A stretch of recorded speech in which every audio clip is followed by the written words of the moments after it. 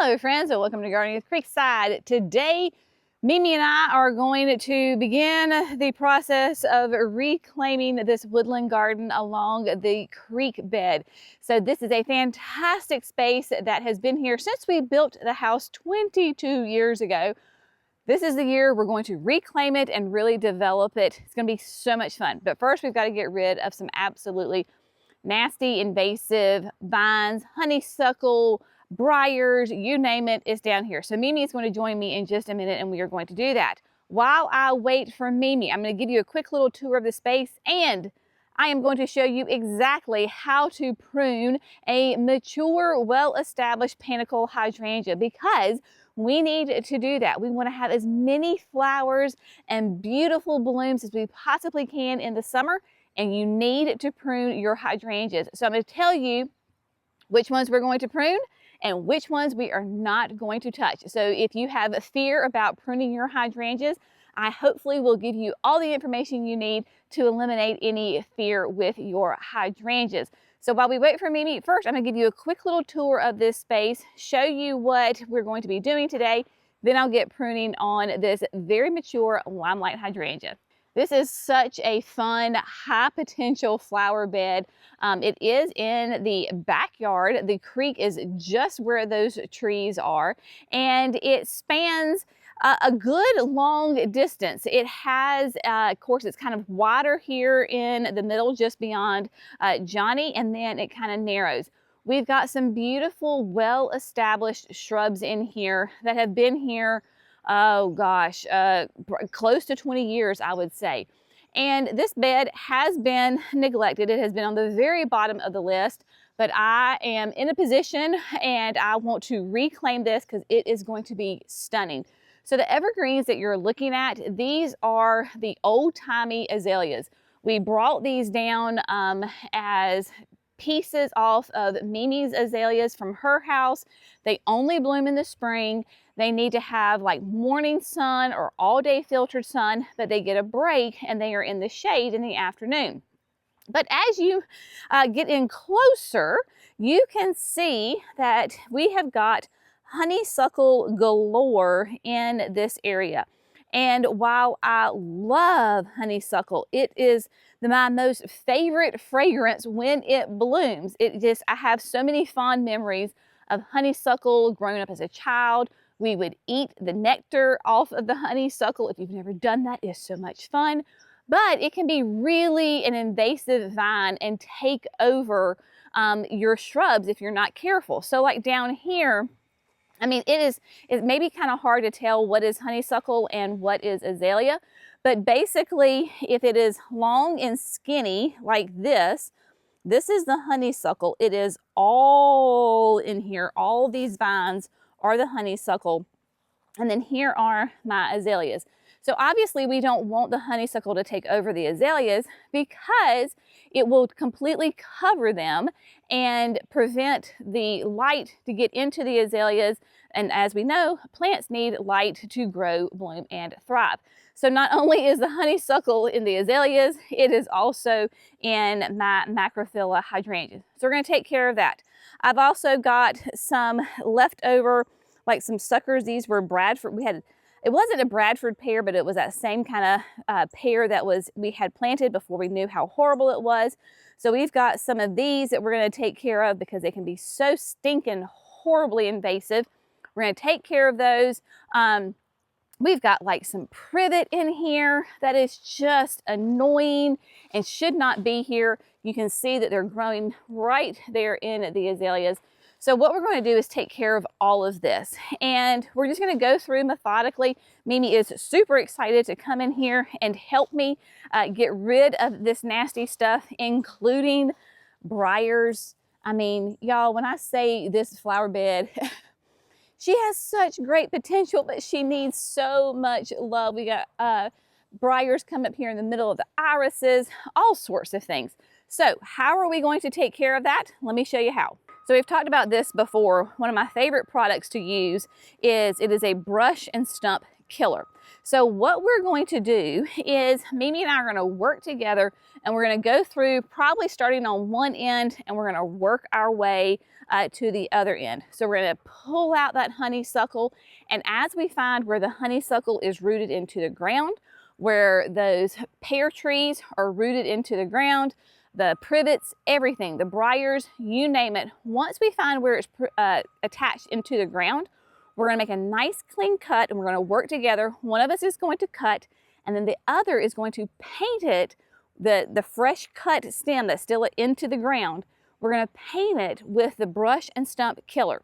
So this is a great way to use an herbicide responsibly, because if you've ever dealt with honeysuckle or briars, any of these like crazy vines, you can pull and pull and pull, and they come back because it's almost near impossible to get all of the roots.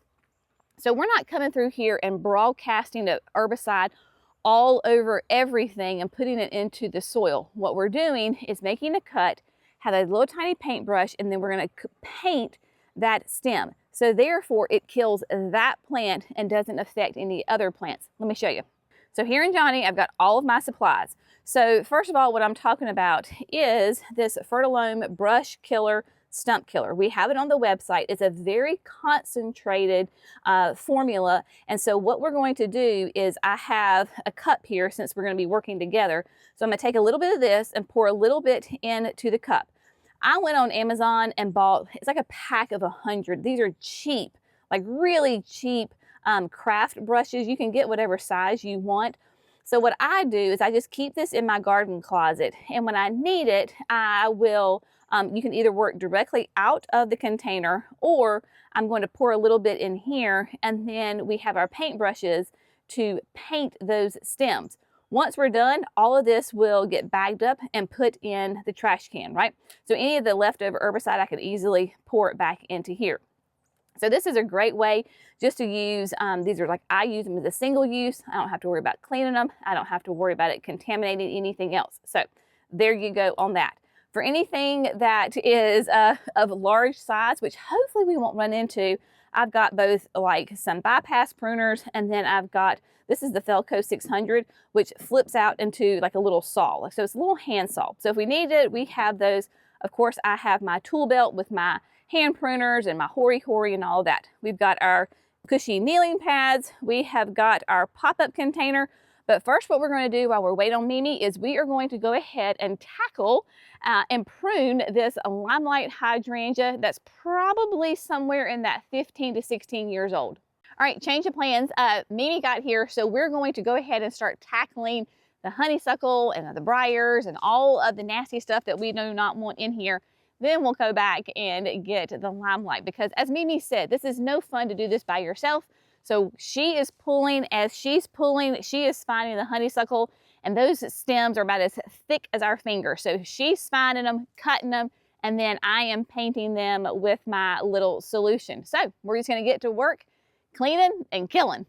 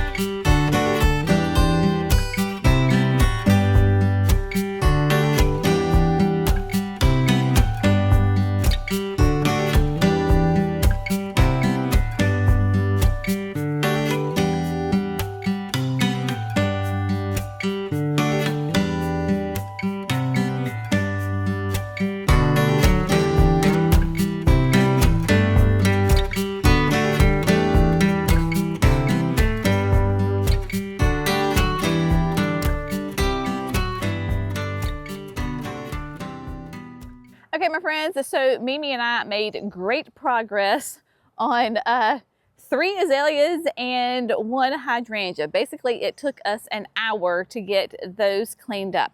Now, there's not a lot of great footage of us working because let's just be honest, our fannies were up in the air 99.9% of time, and we were all the way up underneath these plants because, of course, that is where the honeysuckle rooted, underneath the plants. But we have got quite a little pile. Let me show you. So here is our debris piles of what we pulled out of literally this section right here that I'm showing you. So I would say 97% of it was honeysuckle. And honeysuckle, I tell you what, oh my goodness gracious, it was just, it's fun, let me tell you. And so we got in there and got them all cleaned up. So now the azaleas can breathe a nice sigh of relief.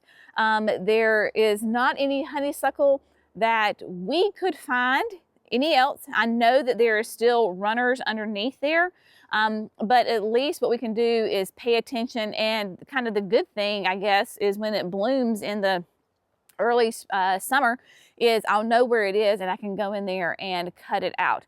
Now you might notice that there is a bit of a hole right here with this azalea. It had a lot of dead branches in it, and you can probably see why, because there is right, I think that's it right there. There was like a privet in here or some sort of tree that I had cut, and it looks like it has been painted. There was some new growth coming out, so I cut that and painted it. But obviously it was growing up and kind of cut out all the light for this part of the azalea, and so that part of the azalea had died. Mimi and I were talking, and these azaleas are in need of a prune. So what I will do is wait until they flower, let them be beautiful and gorgeous this spring, classic, iconic southern azaleas in all of their beautiful glory, and then I will come in and cut them back, shape them up some, and just give them a little bit more shape. Also, we've had some that have rooted, so when the stems lay down and be in contact with the soil for a good extended amount of time, they will root. So this one right here is an example, which is good. We've got a honeysuckle part right here, pull that out. So yeah, so I don't mind that they root. That is, it's not that they spread, it's just when these branches, like these lower ones right here, and come into contact with the soil, then they will start to form roots over time, which, like again, as far as this corner, the more azaleas, the better. All right, it is lunchtime. So we're gonna go get some lunch, and when we come back, I'm gonna try to get this Limelight pruned. All right, my friends, so we had a delicious lunch, and now we are going to go ahead and prune this very mature Limelight panicle hydrangea. So if you are in the warmer zones like I am, you can go ahead and begin pruning your panicle hydrangeas and your smooth hydrangeas. Do not touch your oak leaf hydrangeas, or your macrophylla hydrangeas, or your serrata hydrangeas. Those all bloom on old growth, and we do not want to prune them. If you need to prune them for shape and for size, you do that after they flower in the summertime. Only your panicles and your smooth hydrangeas do we prune at this time. So this is a very mature, very large Limelight, and I am going to cut it pretty severely, shall we say, because it is well established, nice strong stems, and so I'm going to show you exactly how to do that. Alrighty, my friends, so as we are coming in here and pruning this this Limelight hydrangea, she's a big beautiful beast. We're going to come in and we are going to prune right above every single leaf node. And I can be pretty severe on this guy because it is a very mature, very well established hydrangea, and it is going to give me absolutely gorgeous blooms every single summer when I come in here and prune it. They bloom on new growth, so we want to make sure that we give them a very good prune each summer. So this is how we're going to do a mature one. I'm going to show you what it looks like here when I get all done.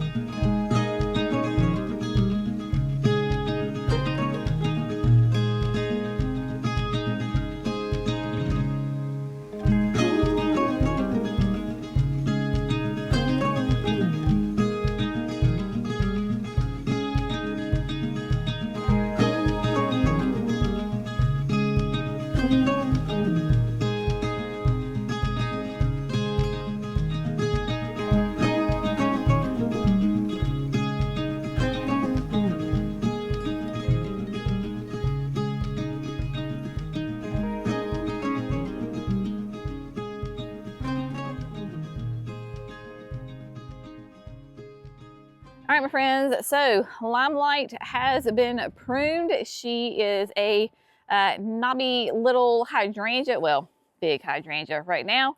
You can see my debris pile right here. Y'all, these things grow like wonderful weeds, but look at this one stem, right? So you have starts here and goes all the way up. That is last year's growth, my friend. This is a massive grower. Once the warmer temperatures hit and it just starts to flush out, then it just goes nuts. I did create this into kind of, quote, a tree form over the years. And honestly, that was out of necessity because this bed has been so neglected. I wanted to make sure that we didn't have the problem that we're having with the azaleas and the other hydrangeas with this Limelight. And so as this Limelight grew, I limbed it up from the base. That way, when weeds were coming in, we could easily get in here with the weed eater and get it cleaned up. So I don't have honeysuckle and briars growing in this Limelight. But you're just coming in and you are just pruning it back. You can see, like last year, I pruned it here, right? And then we got three stems off of that, 3 stalks that had blooms on it. So then this year I cut those 3 stems. So probably we will get 2 to 3 stems off of each of these. So that's how you create such a beautiful, nice, massive, strong, sturdy hydrangea, is that with that proper pruning. And you can go back and look, you know, all the way from the beginning, you know, so we had pruned it here, then we got side shoots, we pruned it right here, we got 2 really thick ones, and we just keep pruning it like that. Yes, because it's so old, you'll get some dead in here, like this one is dead. It's all right, it's just that little couple of inches of it is gone. So there you go, Limelight, she is all pruned and then ready for the growing season.